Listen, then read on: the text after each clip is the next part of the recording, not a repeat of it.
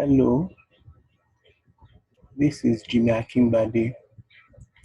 Last time we looked at the value or significance of facility management in any organization. Today we'll be looking at the core skills needed by a facility manager. So in the first part of this lecture, we'll be looking at 6 skills needed by the facility manager.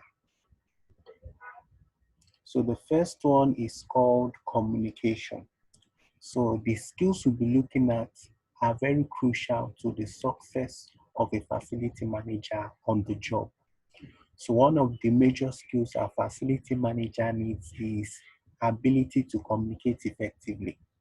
So this involves the ability to engage stakeholders effectively. So this transcends stakeholders who are members of his department. A facility manager needs to be able to manage stakeholders effectively. That means getting the support of stakeholders in achieving the goals of the project you'll be working on. So for example, if he's working on a project to incorporate the use of a facility management software in the organization, he needs to be able to engage stakeholders to get their support.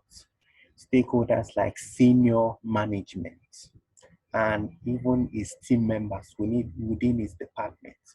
So communicating effectively enables him to be able to communicate the benefits and the costs of such a project to stakeholders like senior management. And of course, it also helps him to communicate the benefits that other stakeholders would enjoy from the project. So the next skill he needs is emergency preparedness and business continuity.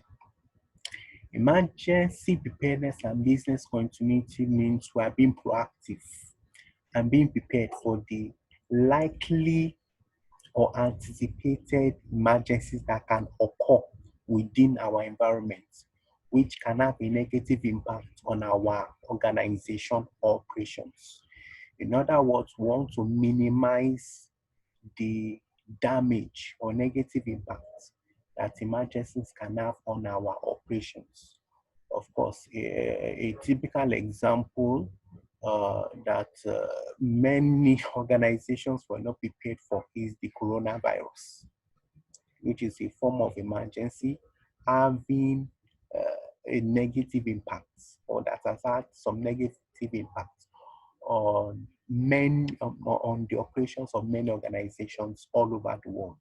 So that is the concept of emergency preparedness and business continuity.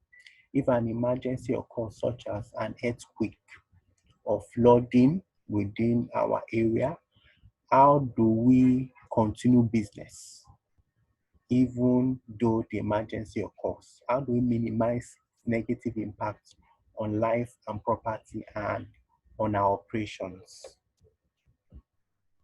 Then environmental stewardship and sustainability. This involves ensuring that our operations, our projects don't have a negative impact on the environment. So here we are very concerned about the well-being of the environment. We want to ensure that whatever we do doesn't have an impact on the environment, thereby not having a negative impact on the people in our environment. So that's one of the things our facility manager needs to build competence on. He needs to ensure that whatever operations the organization carries out doesn't constitute a threat to the well-being of the environment. And this can also help the organization to have a good image in the public. Finance and business. Our facility manager needs skills in finance and business. So this involves ensuring that the facility management department moves from being a cost center to being a revenue center. In facility management, we usually require financial resources to carry out routine maintenance and to carry out repairs which are inevitable. But beyond that, we should move towards being a revenue center, contributing to the achievement of the goal of the organization. So that is finance and business. So for example, are there certain equipment or machinery that are not operating at peak, whose operating capacity is not meeting the needs of the organization? Can we sell them off to generate revenue for the organization? So our facility manager should have that skill in finance and business. Then you also need skills related to human factors. So the state of your facility determines whether your facility will be safe for uh, humans, for people that work in the facility. So it needs to ensure that the facility is not only in top shape, it's also safe for people to work in. And related to human factors is also the concept of stakeholder management, managing people when we want to carry out certain changes.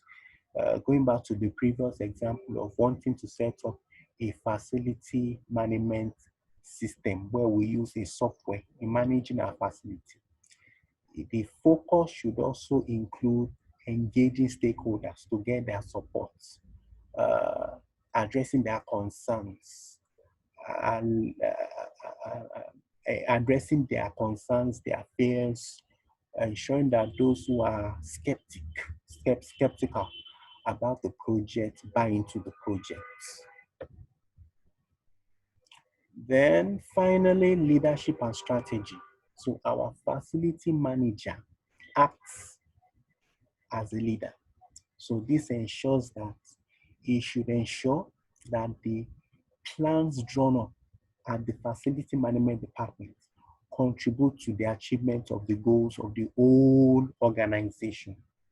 Every department in any organization exists to help the whole organization achieve its goal at the end of the day. So it should ensure that after uh, getting information on the strategic goals of the organization, whatever plan is drawn up at his department with his team enables the organization to achieve its strategic goals. So this helps the facility management department to be crucial and essential in any organization. So next time, we'll be looking at the other skills needed by our facility manager. Thank you and have a great week.